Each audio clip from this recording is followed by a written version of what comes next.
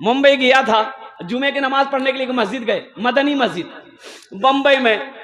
तो नमाज पढ़ लिए, तो नमाज जब हो गई तो इमाम साहब ने ऐलान किया कि भाई ये तीसरे छत की ढलाई है, जिसमें कम से कम 15 लाख रुपए खर्च है, आप लोग बढ़ चढ़ कर हिस्सा लीजिएगा।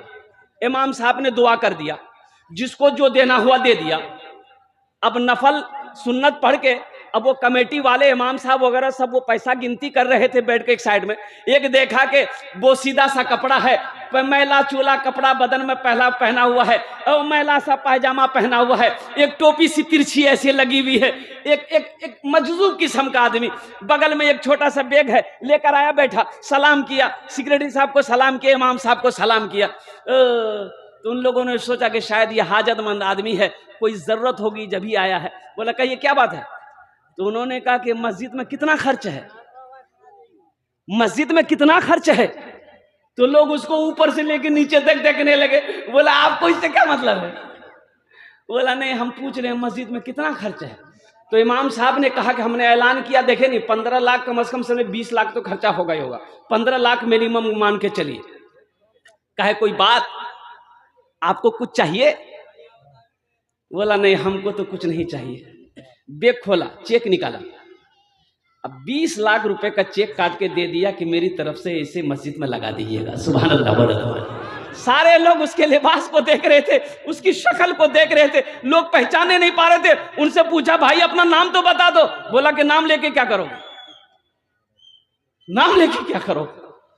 अल्लाह को अपना घर बनाना होगा, वो जिससे चाहेगा उससे बनवा लेगा। अल्लाह किसी का मोहताज नहीं है, हम सब उनके मोहताज हैं। और अल्लाह के घर में उसी का पैसा लगेगा जिसको अल्लाह तौफीक देगा, जिस पैसे को अल्लाह कबूल करेगा वही पैसा लगेगा। वो सालेबा था, एक मुनाफिक था, पहले साहबी था, बाद में मुनाफिक हो गया, बहुत गरीब था, बहुत गरीब था। अल्लाह के नबी की बारगाह में 5 वक्त की नमाज पढ़ता था। कहा कि या रसूल अल्लाह, अमीना के लाल मेरे लिए दुआ कर दी, ये बहुत गुर्बत है, एक वक्त खाता हूं, दूसरे वक्त रोटी नहीं मिलती। अल्लाह के नबी ने इरशाद फरमाया सालेबा तुम्हारे लिए यही बेहतर है। कहा कि नहीं या रसूल अल्लाह, बर्दाश्त नहीं हो रहा है, बीवी बच्चे भूखे तड़प रहे हैं, दुआ कर दी, आप सिर्फ दुआ कर देंगे मेरी बिगड़ी बन जाएगी। बजीद हो गया तो अल्लाह के नबी ने दुआ कर दिया, बरकत की दुआ कर दी। किसकी दुआ कर दी बोलिए? बरकत की दुआ कर दी। और मुस्तफाए कायनात दुआ करें, वो दुआ कबूल होगी कि नहीं होगी? वजह कायनात दुआ करे, शफीउल मुज़नबीन दुआ करे, रहमतुल लिल आलमीन दुआ करे, जिसके सदक़े में अल्लाह ने सारी कायनात को पैदा किया, वो दुआ करे, वो दुआ भला कबूल ना हो? दुआ कबूल हो गई। वो सालेबा के घर में बहुत सारी बकरियां थी, बड़ी बरकत हुई। अब देखा ये गया कि 6 महीना में जो बकरी बच्चा पैदा करती थी 2 बच्चा, उसकी बकरी कम से कम 10-10 बच्चा पैदा करने लगी। अब वो जो जगह थी ना वो कम पड़ गई, इतनी बकरियां, इतनी दौलत, जगह कम पड़ गई। वो घर तोड़ा, वहां से घर तोड़ा, वो दूर खुलासा जगह पर, कुशादा जगह पे घर बनाया, वहां भी बरकत, वहां भी बरकत, वहां भी इतनी बरकत कि वहां से भी घर तोड़ा, दूर लेके गया। अब जो आदमी 5 वक्त की नमाज पढ़ने आता था, अब सिर्फ वो ऐशा और फजर में आने लगा। ऐशा और तो अल्लाह के नबी ने इरशाद फरमाया भाई सालेबा को नहीं देखते, सालेबा कहाँ है? कहा कि या रसूल अल्लाह, उसको फुर्सत कहाँ है, इतनी दौलत का मालिक हो गया है, अब उसको टाइम कहीं नहीं मिलता है, टाइम नहीं मिलता है। तो अल्लाह के नबी ने इरशाद फरमाया मैंने पहले कहा था सालेबा तुम्हारे हक में दौलत अच्छी नहीं है, तुम्हारे हक में माल अच्छा नहीं है, लेकिन वो माना नहीं है, कुर्बान जाओ। वहां भी इतनी दौलत कि पूरा मैदान भर गया, वहां भी से भी घर तोड़ा, मदीने से दूर चला गया।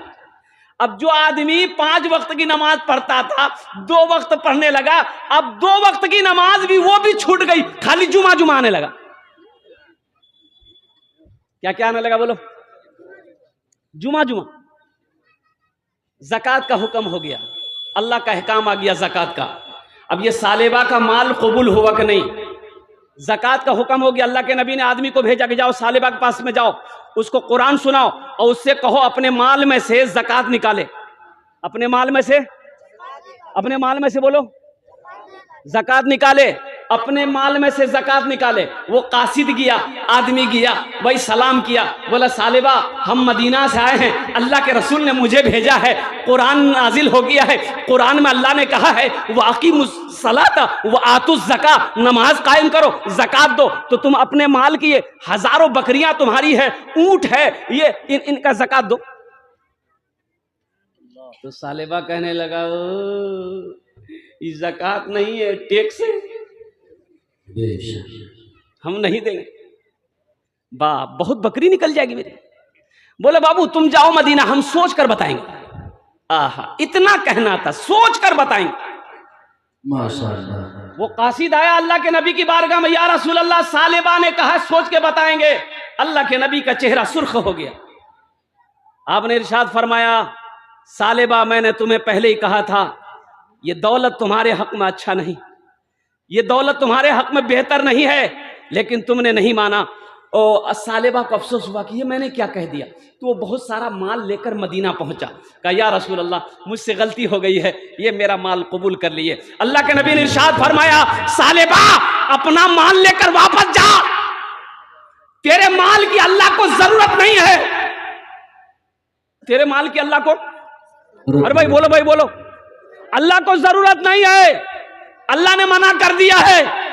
जब अल्लाह को मंजूर नहीं है तो मोहम्मदुर रसूलुल्लाह को भी मंजूर नहीं है। सालेबा रोता रहा, लेकिन बात नहीं मानी गई, वो माल लेकर लौट के चला गया। अल्लाह के नबी इस दुनिया से पर्दा कर गए, इंतकाल कर गए। हजरत अबू बकर सिद्दीक रदी अल्लाह तआला अन्हु खलीफा बने। तो ये सालेबा सोचा बड़ा अच्छा मौका है, अल्लाह के नबी ने मेरे माल को, ए बेटा बैठो। अब ये सालेबा का वाकया मैं आपको सुनाऊंगा इंशाअल्लाह, ज़हन को हाजिर रखिएगा। ये सालेबा का माल कबूल हुआ कि नहीं हुआ। ये बड़ी लंबी उम्र पाया, सालेबा बड़ी लंबी उम्र पाया। हजरत अबू बकर सिद्दीक, हजरत उमर फारूक, हजरत उस्मान गनी के ज़माने तक वो रहा, लेकिन किसी ने उसका माल कबूल किया कि नहीं किया। सबकी बारगाह में माल लेकर आया।